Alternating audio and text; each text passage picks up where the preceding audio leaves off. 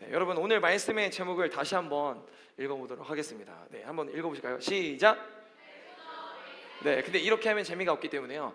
Back to the basic 이렇게 하셔야 됩니다. 아시겠죠? 한 번 더 해보겠습니다. 시작. Back to the basic. 네, 이렇게 이따가 중간에 엄청 많이 나옵니다. 이거 왜냐면 조실까 봐요. 네, 계속 나올 겁니다. 네, 혹시 이 말씀 제목 보시면서 한 번에 또 바로 떠오르시는 것이 있으십니까? 혹시 떠오르시는 것 있으세요? 어디서 나왔습니다. 백투더? 네, 맞아요. 제가 해왔는데요. 뭐냐면요, 백투더 퓨처라는 영화 제목이 떠오르시지 않습니까? 네, 되게 오래됐죠. 근데 제가 되게 충격을 받았습니다. 제 아내도요, 이 영화를 몰라요. 그리고 아마 여기 있는 청소년, 청년들은 아무도 모를 겁니다. 네, 왜냐면 이게 백투더 퓨처 제목이 떠오르신 분이라면요, 나이가 최소 40대 이상입니다.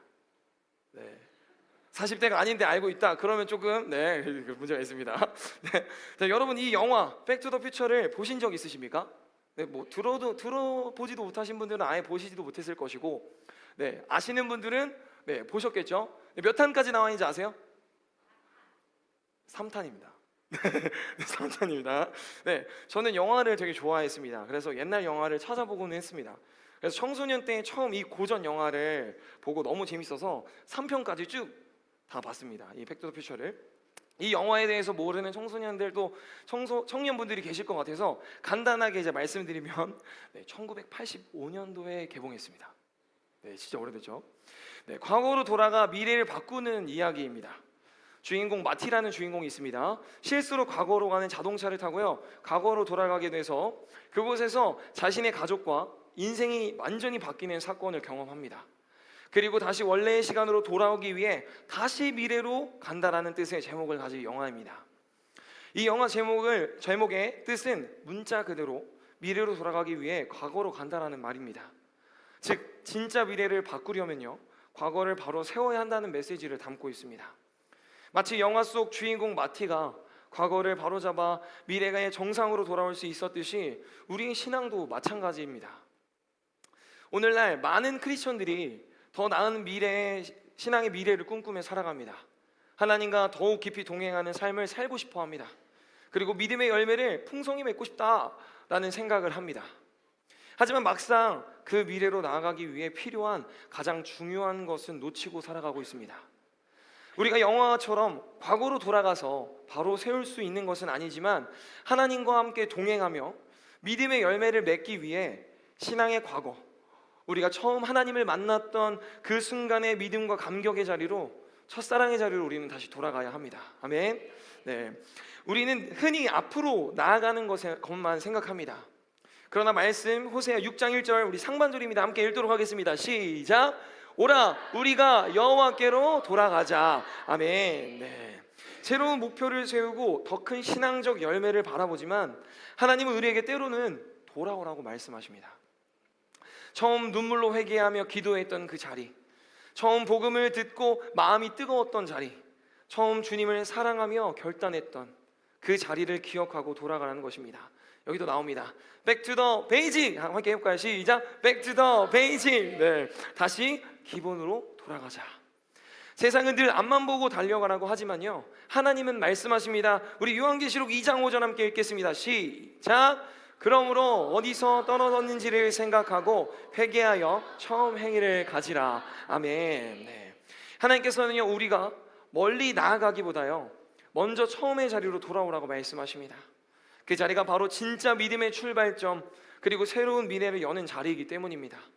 여러분, 오늘 함께 나눌 말씀 속에서 우리가 어떻게 처음의 자리로 돌아가 다시 신앙의 기본을 붙잡을 수 있는지 차근차근 살펴보기를 원합니다. 네, 여러분, 앞에서 말씀드렸듯이 우리 신앙의 기본으로 돌아가는 것은, 또 처음에 하나님을 만났던 자리, 그것으로 돌아가는 것은 무엇을 의미할까요? 바로 첫사랑의 자리로 돌아가는 것을 의미합니다. 그럼 왜 우리는 첫사랑의 자리로, 또 왜 그때 우리의 모습을 회복해야 할까요? 먼저 여러분들께 질문 하나를 드리고 싶습니다. 네, 여러분 혹시 목말라 보신 적 있으십니까? 혹시 목말라 보신 적 있으세요? 네, 지금도 좀 목이 말라서 먹고 싶지만 좀 참겠습니다. 네, 뜨거운 여름날 물 한 모금 없이 걸어본 적이 있으십니까? 네, 손발이 축축하게 땀이 젖고 입안이 바짝바짝 마른 상태를 느껴보신 적 있으십니까? 네, 여름 사역을 다녀오신 분들이라면 조금은 아실 수도 있습니다. 네, 그리고 더 나아가서 중국 아울리치까지 가신 분들은 많이 느끼셨을 것입니다. 네, 그리고 진짜 공감하실 수 있는 분들은 군대에 다녀오신 분들이라면 이 느낌을 더 잘 아실 것입니다. 네, 저는 육군 최전방 철원에서 근무를 했습니다. 그곳은요, 행군 훈련이 참 많이 있습니다. 뜨거운 태양 아래서 무거운 장비를 메고 끊임없이 걷다 보면요, 수통에 물을 채우는데 그 물을 한 모금을 마시는 순간 와, 세상이 달라집니다. 처음 이등병 시절에는요, 아무것도 모르고요, 그냥 단지 목이 마르니까 틈만 나면 이 수통을 꺼내서 물을 마셨습니다. 그때 선임 한 명이 와서 저에게 이야기합니다. 야, 너 그렇게 물 마시면 나중에 물 없어서 더 목말라서 힘들다. 당시에는요, 이 말이 이해되지 않습니다. 하지만 물이 떨어지고 시간이 흐르면서 그 말의 의미를 깨닫게 됩니다. 제가 살면서 2번 과호흡이 와서 기절해서 쓰러진 적이 있는데 전부 다 탈수 증상이었고 군대에서 행군 중이었습니다. 단순히 목이 마르는 것이 아니라 몸 전체가 점점 지쳐가고 있었다는 신호였습니다. 여러분, 사람이 음식 없이도 약 3주 정도는 살 수 있다고 합니다. 그런데 한번 보시죠. 물 없이는요, 약 3일 정도밖에 버티기가 어렵다고 합니다. 물은 단순히 목을 적셔주는 음료가 아닙니다. 우리 몸의 60%가 몸에 물이 있고, 이 물은 세포의 기능, 또 체온 조절, 노폐물 배출 등 생명 유지에 필수적입니다. 그렇다면 물이 없는 상태, 즉 목이 마르고 몸이 점점 힘을 잃어가는 상태 경험해 보신 적 있으십니까? 이 정도까지 경험해 보신 적은 없으실 것입니다. 그 느낌은 단순히 불편함이 아닙니다. 정신이 흐릿해지고 또 몸이 무거워지고요, 집중력도 떨어지고, 목이 마른 것 하나가 곧 생명 전체에 영향을 미치는 신호의 소리입니다. 물이 부족해서 일어날 수 있는 탈수도 처음에는 입이 마르거나 그냥 집중력이 흐려지는 이 정도입니다. 그러다 한계점을 지나는 그 순간 어떻게 되냐면요, 근육의 경련이 일어나기 시작합니다. 그리고 의식을 잃습니다. 그렇다면 우리의 영혼은 어떨까요? 영혼이 어떻게 목이 마르다고 할 수 있는가 생각하지 않으십니까? 우리가 예배에 한 번 빠진다고 해서, 또 기도회에 한 번 안 나온다고 해서 눈에 띄게 뭐가 바뀌는 것이 없다고 생각할 수 있을지 모릅니다. 그러나 하나님과의 관계가 멀어지고 기도와 말씀이 끊기면요, 우리 영혼도 천천히 눈에 보이지 않게 탈수 상태에 빠지게 됩니다. 처음에는 영적인 목마름이 눈에 보이지 않기 때문에 우리의 영이 메말라 있는 그 상황에 대해 모를 수도 있습니다. 하지만 조금씩 눈에 보이지 않게 영혼이 메말라가고 있는 것입니다. 그러다 한계점에 다다르면요, 영적인 영역뿐만 아니라요, 삶의 모든 것을 내려놓게 됩니다. 그것이 영적 목마름에 따른 탈수 증상인 것입니다. 여러분, 혹시 최근에 기도가 잘 안 되거나 또 말씀을 읽어도 마음이 무겁고 예배가 무미건조하다고 느껴지신 적이 있으십니까? 네, 대답은 안 하셔도 됩니다. 네, 또 교회 사역을 하면서 힘들다는 생각만 들진 않으셨습니까? 그런 상태가 바로 영적 목마름의 상태입니다. 바로 영적 슬럼프에 빠진 것입니다. 네, 슬럼프의 일반적인 정의는요, 일시적인 부진이나 침체 상태를 말하며 또 되게 많습니다. 육체적, 정신적 능력 면에서 평소보다 떨어진 상태, 기력이나 의욕이 저하되고 활력이 떨어지고 자신감이나 동기가 사라진 상태. 슬럼프란 정상적인 상태에서 벗어나 부진하거나 침체되어 있는 상태를 말합니다. 즉, 정상적이지 않다는 것입니다. 그렇다면 영적인 슬럼프는 무엇일까요? 열심히 신앙생활은 하지만 어느 순간 의욕이 사라지고요, 기도와 말씀이 무의미하게 느껴지는 것입니다. 복음을 전하는 것이 두렵고 또 전도가 하기 싫어지는 상태, 하나님이 멀리 계신 것 같다라는 느낌, 예배가 감동이 없다라고 느껴지는 그때, 신앙생활이 습관으로 변하고 마음이 하나님과 떨어진 느낌을 받은 그 상태, 하나님께 붙어있지 않은 그 상태, 영적으로 정상적이지 않은 상태인 것입니다. 이런 영적인 슬럼프가 찾아오면요, 우리는 어떻게 할까요? 벗어나려고 하십니까? 네, 대부분 벗어나려고 하지 않습니다. 벗어나려고 애를 써야 하는데도 불구하고요, 안타깝게도 대부분의 사람들은 영적인 슬럼프에서 벗어나려고 하지 않아요. 오히려 아무것도 하고 싶지 않아 합니다. 바로 집에 들어가서 이불 속으로 들어갑니다. 기도도, 말씀 읽는 것도, 예배를 드리는 것도, 전도를 하는 것도 모두가 다 부담으로 느껴집니다. 그리고 아무것도 하고 싶지 않아집니다. 이런 모습에서 벗어나지 못하고 이런 삶이 계속 지속되다 보면요, 우리에게 영적인 매너리즘이 찾아옵니다. 매너리즘은 일반적으로 습관적인 형식이나 태도의 행동을 말합니다. 본래의 목적이나 열정들이 사라지고 창의성이나 진정성이 결여된 반복적인 행동, 겉모습이나 절차는 유지되지만 내적 열정이나 새로움이 없는 그런 상태. 즉, 매너리즘은 열정이나 본질은 사라지고 겉으로만 형태를 유지하는 습관적인 상태를 의미하게 됩니다. 그렇다면 영적 매너리즘은 무엇일까요? 형식은 남아있지만 열정과 진심이 사라진 습관적인 신앙, 어쩌면 지금 우리가 하고 있을 신앙의 모습일 수도 있습니다. 여러분, 슬럼프와 매너리즘에 빠진 영혼은 마치 물이 없는 메마른 몸과 같습니다. 영적인 슬럼프와 매너리즘은요, 목이 마르지 않는다고 생각할 수 있지만 실제로는요, 이미 엄청나게 위험하다고 신호를 보내고 있습니다. 여러분, 스스로를 점검해 보시기 바랍니다. 한 주 동안 나는 얼마나 많은 기도를 하고 있는가, 또 말씀을 읽고 있는가, 하나님과 진짜 교제를 나누고 있는가, 예배의 시간 마음이 하나님께 집중되어 있는가, 아니면 매주 하는 것이니까 습관적으로 참여하고 있는가, 하나님의 일, 교회 헌신과 봉사, 복음을 전하는 일에 기쁨이 있었나, 아니면 가정과 직장, 학업에 더 집중되어 있었나. 이런 질문을 스스로에게 던져보는 것만으로도 우리 신앙이 얼마나 메말라가고 있는지를 바로 파악할 수 있을 것입니다. 오늘 말씀의 제목인, 한 번 더 외치겠습니다. 시작! Back to the basic! 이라는 말은 음악가나 운동선수들이 많이 사용하는 표현입니다. 이 Back to the basic이라는 뜻은요, 직역하면 기본으로 돌아가자라는 뜻입니다. 또는 기초로 돌아가자라는 뜻입니다. 이 표현은 단순히 과거로 돌아간다는 의미가 아닙니다. 복잡해지고 흐트러진 현재를 바로잡기 위해서 가장 근본적인 원칙으로 돌아가자라는 것입니다. 즉, 기본으로 다시 돌아가 처음부터 시작한다는 것입니다. 예술가나 운동선수들이 이 말을 제일 많이 사용하는 이유는요, 슬럼프를 자주 경험하기 때문입니다. 그 이유는 무엇일까요? 남들에게 주기적으로 또 많은 평가를 받는 위치에 있기 때문입니다. 기록을 점검받고 음악에 대한 호응도를 점검해야만 합니다. 자신의 기록을 늘 갱신해야 돼요. 인기 음악 순위 올라가 있어야 합니다. 경기력이 무너지고 이전 자신의 기록을 뛰어넘지 못하는 경우에는요, 연주가 또 잘 되지 않거나 노래가 잘 불러지지 않는 경우, 늘 자신을 넘어야 하기에 더 많은 좌절을 경험하게 됩니다. 이때 대부분의 운동선수들은요, 슬럼프를 극복하기 위해서 하는 것이 바로 이 뭐라고요? 시작! Back to the basic입니다. 바로 가장 기본기로 돌아가는 것입니다.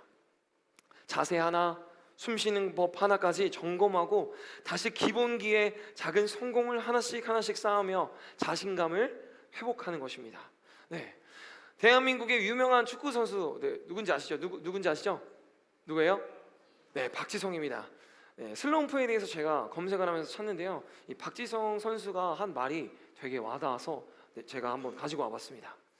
이 박지성 선수가 슬럼프를 겪을 때에는요, 갓 축구를 배운 초등학생들도 할 수 있는 사이드 패스 있죠, 패스, 기본 패스 연습을요 쉬지 않고 반복을 한다고 합니다. 그리고 그 패스를 하고 성공하는 게 너무 쉽잖아요. 근데 성공할 때마다 자신을 향해 칭찬했다고 합니다.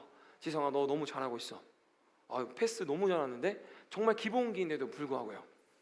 또 NBA, NBA 아시죠? 미국 농구입니다. 미국 프로농구. NBA의 전설 누군지 아십니까?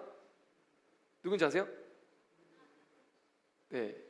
막 마이클 조던이라고 생각하실 수도 있는데요, 아닙니다. 누구냐면요, 전설 코비 브라이언트입니다. 슬럼프를 겪을 때마다요, 그는 기본기로 돌아가서요, 하루에 공을 500개에서 1000개의 슛을 성공시키면서요 반복하며 실력을 다졌다고 합니다. 네, 여러분 운동선수나 이렇게 하는 것이라고 생각하십니까? 운동선수나 음악가가 아닌 평상 일상생활을 하는 우리들의 삶의 신앙의 모습도 다르지 않습니다. 우리는 세상 가치로 인해요 비교의 삶을 살아가고 있습니다. 우리의 삶 속에서요 이 비교적인 삶을 통해서 오는 것은 무엇일까요? 우리 스스로를 무너뜨리는 모습들을 갖게 됩니다. 우리의 세상 가치로 인해 비교적인 경쟁 속에서, 이런 삶 속에서 우리의 몸과 마음은요 영적으로 지쳐가고 있습니다. 기도하지 않고 말씀 보지 않고 예배드리는 것도 피곤하다고 힘들다고 핑계를 대면서요 하나님을 멀리하고 있습니다. 이런 영적인 슬럼프와 영적인 매너리즘이요 우리에게 찾아옵니다. 우리의 영적 슬럼프와 매너리즘에서 벗어나기 위해 Back to the basic, 처음 하나님을 사랑하던 그 자리, 신앙의 기초로 돌아가야 하는 것입니다. 아멘. 네, 오늘 본문의 시편 63편은요 다윗이 유다 광야에서 쓴 시입니다. 그는 지금 왕궁이 아니라 광야, 쫓기고 있는 신세입니다. 시편 63편이 언제 쓰여졌는가에 대해서는요 학자들 사이에서도요 좀 이야기가 다르다고 합니다. 그렇지만 정통적으로는요 압살롬의 반역대로 보는 해석이 가장 유력합니다. 그 이유는 이 시 안에서 왕으로서의 표현들이 나오기 때문입니다. 다윗은 단순히 한 개인으로서의 고난이 아니라 왕이라는 위치에서 느끼는 상실과 또 아버지로서 느끼는 아픔을 동시에 겪고 있었습니다.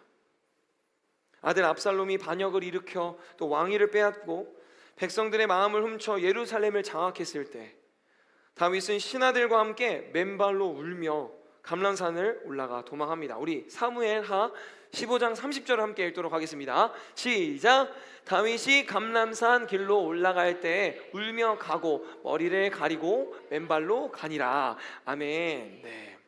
그때 다윗은 단순히 왕위의 위기를 겪은 것이 아닙니다.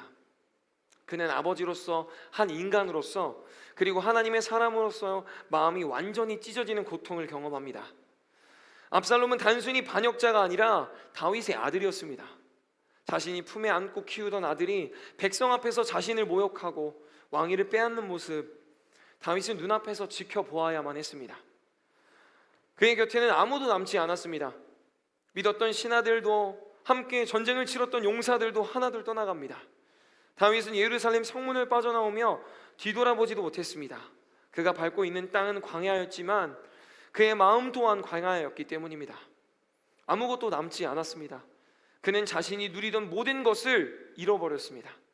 왕의 자리, 백성의 신뢰, 가족의 사랑, 심지어는 하나님이 자신을 떠나신 것 같은 공허함마저 느꼈을지 모릅니다. 여기서 우리는 우리의 모습을 떠올릴 수 있습니다. 오늘날 우리의 삶에도 다윗과 같은 내적 또 관계적 영적인 갈등들이 있기 때문입니다. 직장과 가정, 학교와 사회에서 느끼는 경쟁과 배신, 상실감, 또 믿음 안에서조차 느끼는 무기력함과 공허함, 기도에도 응답이 없는 하나님의 무응답의 것 같은 영적인 침체, 반복되는 사역과 또 예배 속에서 느껴지는 무기력과 또 형식적인 신앙, 우리는 종종 다윗처럼 광야 속에 혼자 서 있는 느낌을 받곤 합니다. 겉으로는 평온해 보이지만 마음속은 허전하고 갈급합니다. 기도해도 또 찬양을 해도 말씀을 읽어도 영원히 목마른 그 상태를 경험할 때가 있습니다.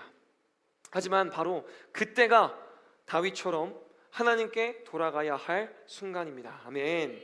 그 광야 한가운데에서 다윗은 이렇게 고백합니다. 우리 함께 오늘 본문 말씀 1절 말씀을 함께 읽도록 하겠습니다. 시작. 하나님이여 주는 나의 하나님이시라. 내가 간절히 주를 찾되 물이 없이 마르고 황폐한 땅에서 내 영혼이 주를 갈망하며 내 육체가 주를 앙모하나이다. 아멘.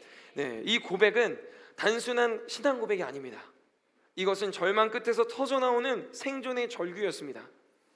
지금 광야에서 신앙의 기본으로 돌아가고 있습니다.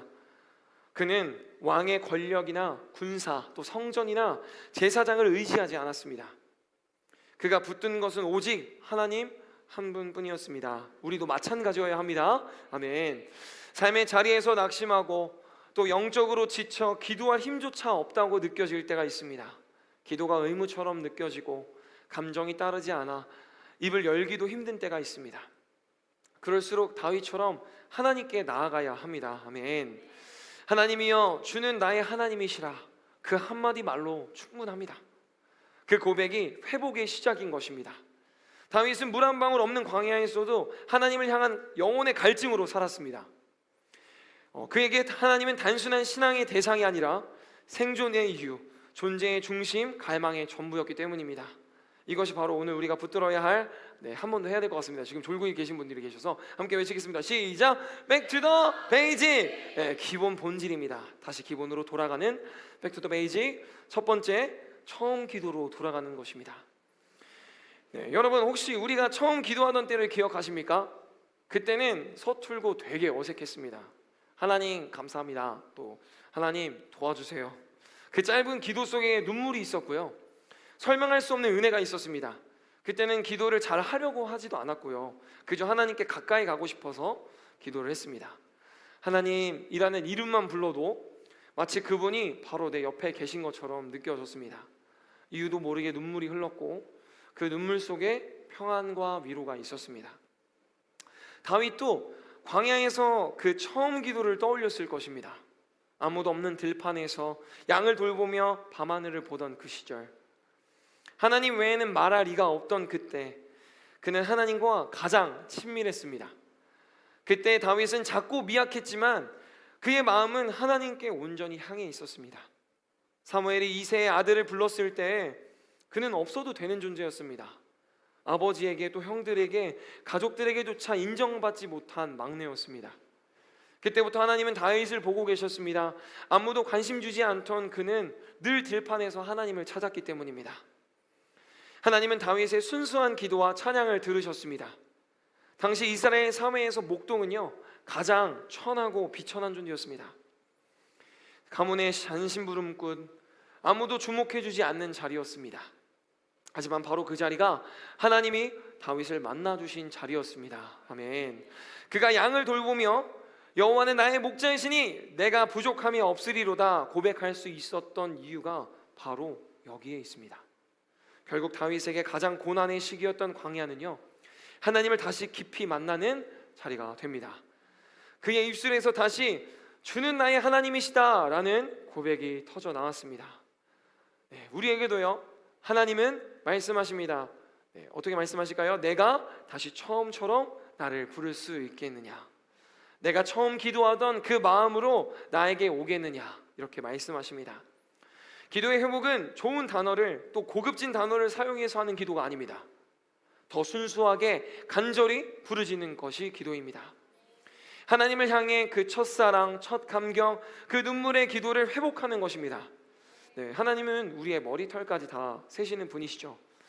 그런 분이 우리의 부르짖는 기도가 아니어도 모든 것을 다 알고 계십니다. 그런데도 굳이 왜 하나님께서는 부르짖으라고 말씀하셨을까요? 우리의 간절함과 부르짖는 기도를 통해서요, 우리와 주님 사이에는 이 모든 죄를 허물고 가슴을 치며 회개하며 다시 우리를 부르시는 주님의 음성을 들을 수 있기를 원하셨기 때문입니다. 여러분, 나의 영적인 상태가 이전과 다르다는 것을 체크할 수 있는 방법 진짜 간단합니다. 그 방법은요, 내가 기도의 자리에서 부르짖고 있는가 아닌가를 보시면 알 수 있습니다. 하나님을 뜨겁게 사랑할 때는요, 주여만 수십 번 외칩니다. 그런데 나의 마음, 그리고 또 영적인 상태가 좋지 않을 때는요, 우리는 기도의 자리에 가지도 않을 뿐더러 만약에 와도 침묵합니다. 하나님의 음성을 듣기 원하는 갈망이 없어지는 것입니다. 그리고 부르짖는 기도가 나오지 않습니다. 우리의 기도가 회복되기를 원하신다면 우리가 있는 그 자리에서 하나님께 우리의 의지를 들여 부르짖어 보시길 바랍니다. 아멘. 또 부르짖는 기도가 회복되면 기도하는 것이 그 시간 모든 것이 즐겁고 행복합니다. 목마른 갈증 중에 시원한 물을 마신 것처럼 상쾌하고 기분이 좋아집니다. 그리고 더 기도하고 싶어집니다. 우리가 사랑하는 사람을 봐도 더 보고 싶죠. 더 보고 싶은 것처럼 하나님께 말하고 말해도 또 말하고 싶고, 하나님의 음성을 듣고 싶어집니다. 네, 자연스럽게 기도의 시간이 늘어나게 되고요. 그 기도의 시간을 통해 또 내 안에 가득히 성령이 채워집니다. 그리고 하나님과 단둘이 만나는 시간이 가장 평안한 시간이 되고요, 행복과 기쁨을 느끼는 시간이 됩니다. 다윗은 왕으로 있을 때보다요, 광야에 있을 때 더 하나님과 가까웠습니다. 그 모든 것을 잃었을 때 그는 오히려 하나님 한 분만으로도 충분하다라는 믿음을 얻습니다. 우리도 그처럼 다시 처음으로 돌아가야 합니다. 기도의 자리, 또 하나님과의 친밀한 자리로, 이것이 바로 Back to the basic, 신앙의 기본으로 돌아가는 것, 순수한 기도의 회복인 것입니다. 아멘. 네, 다윗은 광야에서 모든 것을 잃었습니다. 모든 것을 다 잃었지만 그 자리에서 기도를 회복한 사람이었습니다. 하나님을 찾고 부르고 눈물로 매달리며 다시 하나님 앞에 무릎을 꿇었던 사람입니다. 그게 바로 다윗이었습니다. 그런데 다윗의 회복은 거기서 멈추지 않았습니다. 그는 단지 기도만 하여 하나님께 말만 한 것이 아니라요, 하나님의 뜻을 구합니다. 우리 그런 적 있으시지 않습니까? 뭐냐면요, 기도는 다시 살아났는데 며칠 안 가서 다시 영적으로 식어지고 있는 내 모습을 보신 적이 있으실 겁니다. 어제는 은혜를 받았는데 오늘은 또 왜 이러지? 막 안 느껴지고 그럴 때가 많이 있습니다. 왜 그럴까요? 기도는 하는데 하나님의 말씀은 듣고 있지 않기 때문입니다. 하나님께 주님 주님 하고 부르기는 하지만 정작 하나님이 뭐라고 하시는지에 대해서는 듣지 않고 삶의 자리로 나아가는 것입니다. 이건 마치 우리가 누군가를 좋아할 때랑 똑같습니다. 사랑하는 사람에게 계속해서 이야기하고 표현하고 싶어 합니다. 그런데 계속 좋아하는 사람에게 메시지를 보냅니다. 10번, 20번, 이 정도까지 보내면 좀 집착하는 것이지만, 네, 그래도 답이 없으면 어떨까요? 답이 없으면 처음에는요, 바쁜가? 라고 생각을 하다가요, 나중에는 내가 뭐 잘못했나? 라고 생각하다가요, 또 마지막은 나를 사랑하긴 하나? 실망하게 되고 의심하게 됩니다. 그런데 혹시 반대로 생각해 본 적 있으십니까?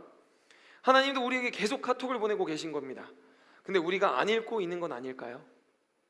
하나님은 성경이라는 메시지를 통해서요, 끊임없이 우리에게 답장을 보내고 계십니다. 그런데 우리는 우리의 말만 막 하고 돌아섭니다. 그래서 우리는 영적인 메마름 가운데 있을 수밖에 없는 것입니다. 우리 한 번 더 선포해 보겠습니다. 시작! Back to the basic! 신앙의 기본으로 돌아가는 것. 두 번째는 처음 말씀으로 돌아가는 것입니다. 하나님의 말씀을 들어야 합니다. 다윗은 광야에서 단순히 기도만 한 것이 아니라요, 그가 평생 붙잡아온 하나님의 말씀과 약속을 기억했습니다. 그는 약속 속에서도 이렇게 고백합니다. 우리 함께 시편 63편 2절 말씀을 큰 목소리로 읽겠습니다. 시작! 영광을 보기 위하여 이와 같이 성소에서 주를 보았나이다. 이 고백은 단순히 성전을 그리워했다라는 의미가 아닙니다. 다윗은 성소에서 들었던 말씀, 하나님이 자신에게 주었던 약속의 말씀을 다시 붙잡고 있었습니다. 아멘. 다윗에게 하나님의 말씀은 단순히 지식이 아니라요, 삶의 방향이자 생명의 근원이었습니다. 왕궁에 있을 때에도 광야에 있을 때에도 그의 마음속에는 주님의 말씀이 자리 잡고 있었습니다. 그는 시편 119편 함께 읽도록 하겠습니다. 시작! 주의 말씀이 내 발의 등이요 내 길의 빛이니이다. 아멘. 네, 기도는 하나님께 나아가는 통로이고, 말씀은 하나님께서 우리에게 다가오시는 통로며 우리에게 말씀하시는 방법입니다.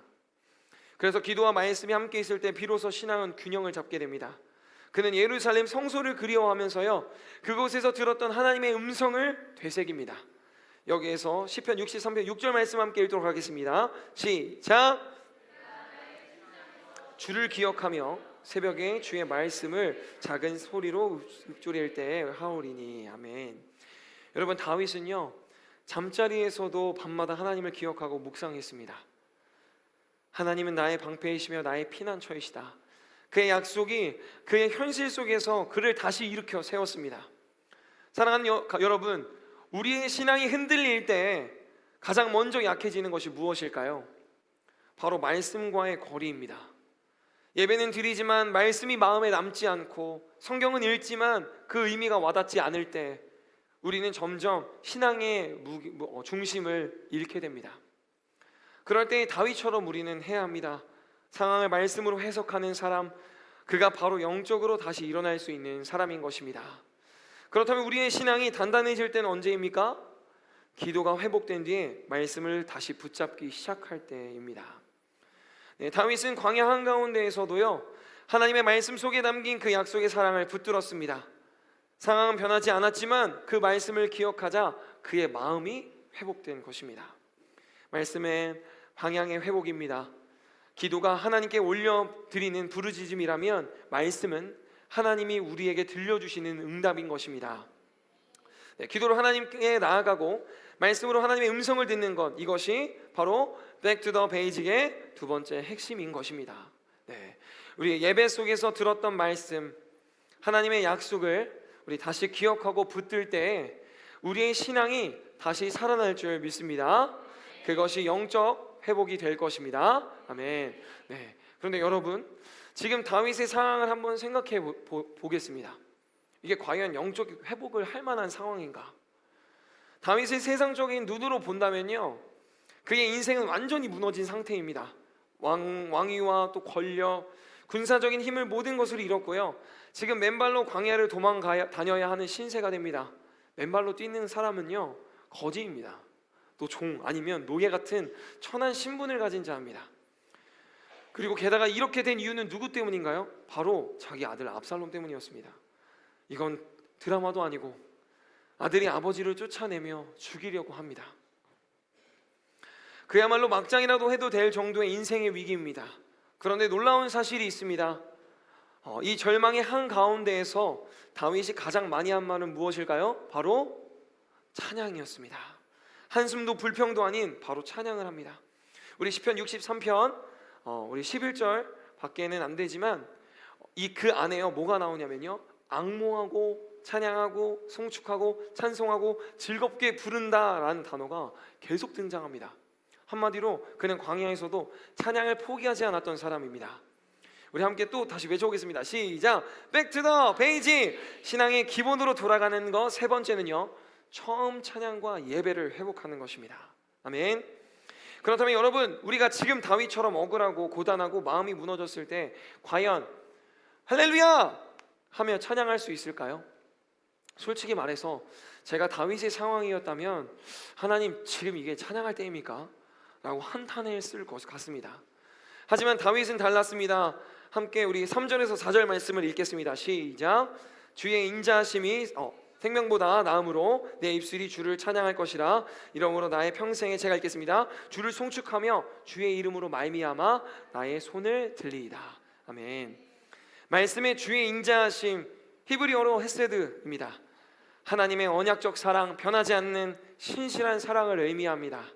다윗은 지금 인생이 무너졌지만 그 상황보다 더 큰 하나님의 사랑을 붙들었습니다.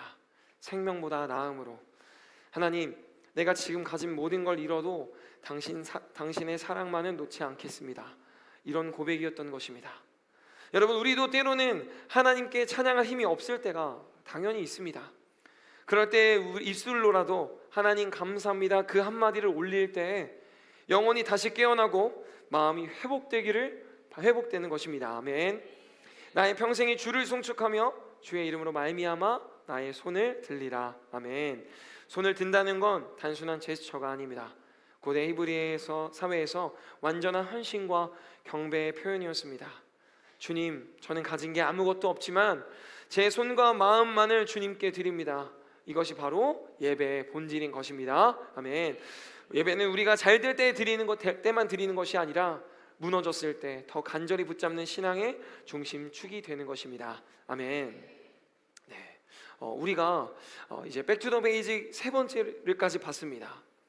첫 번째는 처음의 기도로 돌아가는 것이고, 두 번째는 처음 말씀으로 돌아가는 것이었으며, 세 번째는 처음 찬양과 예배로 돌아가는 것이었습니다.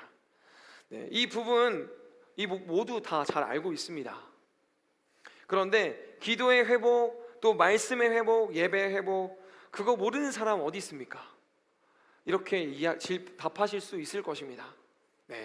다 압니다. 문제는 안 되는 것입니다. 속으로는 이렇게 생각하실 것입니다. 그게 문제야. 알긴 아는데 그게 안 된다니까요.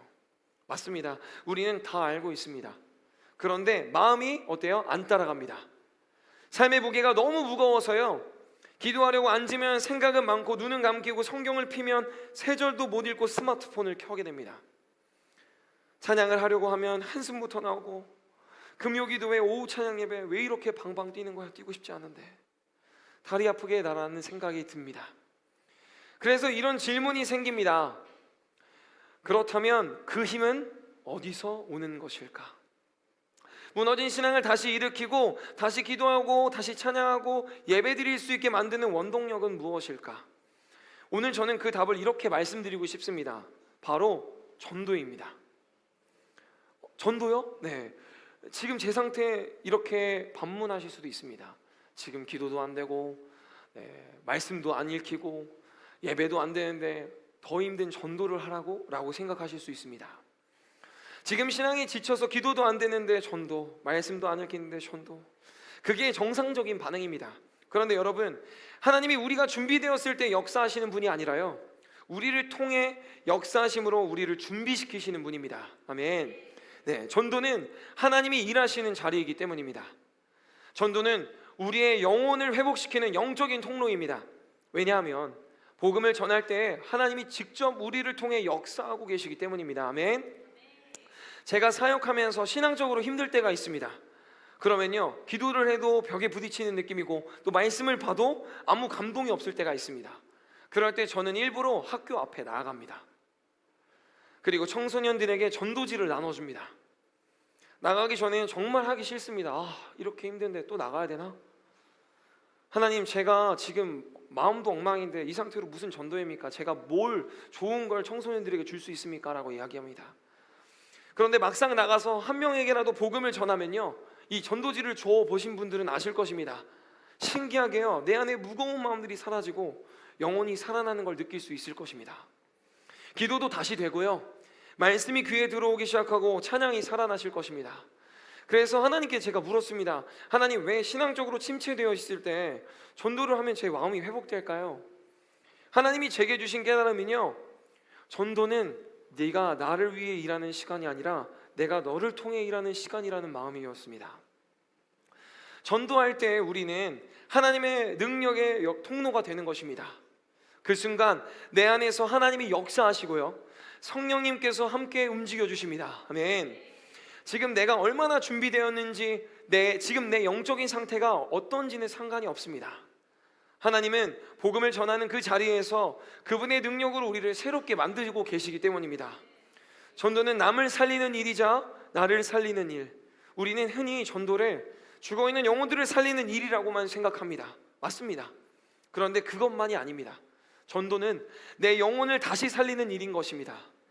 복음을 전하는 그 순간 내가 처음 복음을 들었던 그날의 감격이 다시 살아날 것입니다. 처음 눈물로 예수님 감사합니다 고백하며 고백했던 그 자리로 우리는 돌아갈 수 있게 되는 것입니다. 그래서 저는 이제 이렇게 고백합니다. 전도는 남을 위한 일만이 아니라 나를 회복시키는 예배의 또 다른 형태입니다. 영적 담대함이 주는 힘, 하나님께서 복음을 전하는 자에게요, 담대함을 주십니다. 아멘. 그 담대함이 바로 우리가 다시 신앙으로 돌아가는 힘입니다. 우리 사도행전 1장 8절을 함께 찾아볼까요? 우리 1장 8절, 1장 8절입니다. 사도행전 1장 8절입니다. 사도행전 1장 8절 말씀입니다. 사도행전 1장 8절 말씀 우리 같이 함께 찾은 말씀 함께 읽도록 하겠습니다. 시작. 오직 성령이 너희에게 임하시면 너희가 권능을 받고 예루살렘과 온 유대와 사마리아와 땅끝까지 이르러 내 증인이 되리라 하시니라. 아멘. 네, 권능. 그 권능의 헬라어는 두나미스, 즉 다이너마이트의 어원이 되는 단어입니다. 성령의 능력, 폭발적인 힘, 증인의 자리, 복음을 전하는 그 자리에 임한다는 뜻입니다. 즉 전도는 단순히 누군가를 초대하는 행위가 아니라 성령의 권능이 우리 안에서 다시 폭발하는 신앙의 회복의 자리인 것입니다. 아멘. 전도를 통해 우리에게 부어지는 성령의 권능으로 우리의 영이 회복된다는 것입니다. 아멘. 네. 사랑하는 베델 가족 여러분, 오늘 우리는 Back to the Basic, 다시 신앙의 기본으로 돌아가자는 말씀을 나누었습니다. 기도의 회복, 말씀의 회복, 예배와 찬양의 회복, 그리고 마지막으로 전도의 회복까지. 이 네 가지는 단순한 신앙의 항목들이 아닙니다. 우리는 단순히 신앙의 항목이라고 생각해요. 이것은 하나님께서 우리를 다시 처음의 자리로 부르시는 초대장입니다.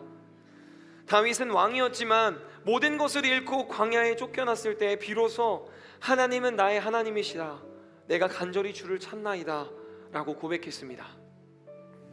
그의 회복은 왕자에서 시작된 것이 아니라 무너진 광야의 자리에서 자신이 주님과 가장 가까웠던 그 자리에서 다시 시작됩니다. 우리의 회복도 그렇습니다. 편안할 때가 아니라 지금처럼 지치고 힘들 때, 하나님께로 돌아가야 할 때 시작되는 것입니다. 하나님, 제가 지금 좀 힘드니까 지금 잠깐만 쉬다가 기도도 하고 말씀도 읽겠습니다. 내 형편이 나아지면 할게요. 오늘은 예배 하루만 좀 쉬겠습니다. 전도는 성령 충만한 저 사람이 해야죠.